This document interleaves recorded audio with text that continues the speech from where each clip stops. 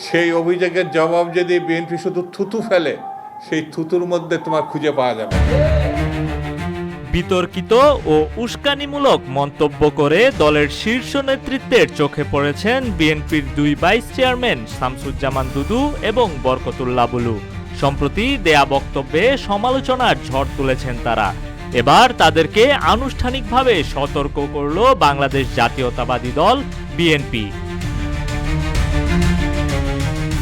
বৃহস্পতিবার রাতে দলটির কেন্দ্রীয় দপ্তর থেকে দুজনের ঠিকানায় পাঠানো হয় সতর্কীকরণ নোটিশ।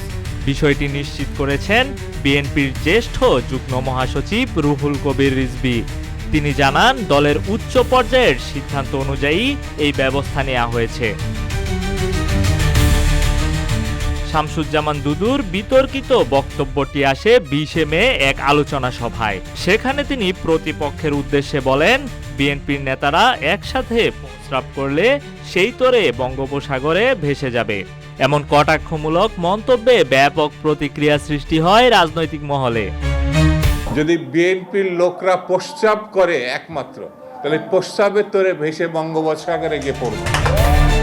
অন্যদিকে বরকতুল্লাহ বুলুর একটি ভিডিও ক্লিপ ছড়িয়ে পড়ে সামাজিক যোগাযোগ মাধ্যমে, যেখানে দেখা যায় তিনি ডক্টর মোহাম্মদ ইউনূসের ধর্মীয় বিশ্বাস নিয়ে প্রশ্ন তুলেছেন। তার এই মন্তব্য নিয়েও উঠেছে সমালোচনার ঝড়। আপনি আমেরিকা লেখাপড়া করতেন, আপনার একজন প্রেমিকা ছিল, ইউনূস তুমি যদি আমাকে বিয়ে করতে হয় তাহলে এই অর্থোডক্স চার্চে গিয়ে তোমাকে খ্রিস্টান হতে হবে। বিএনপির পক্ষ থেকে জানানো হয়েছে, দলের ভাবমূর্তি অক্ষুণ্ণ রাখতে নেতাদের দায়িত্বশীল আচরণ করা প্রয়োজন। ভবিষ্যতে এমন মন্তব্য না করার কড়া নির্দেশ দেয়া হয়েছে দুজনকেই। রাজনৈতিক ময়দানে কথার ভার যেমন প্রভাব ফেলে নেতৃত্বে, তেমনি অতিকথন হয়ে ওঠে আত্মঘাতী।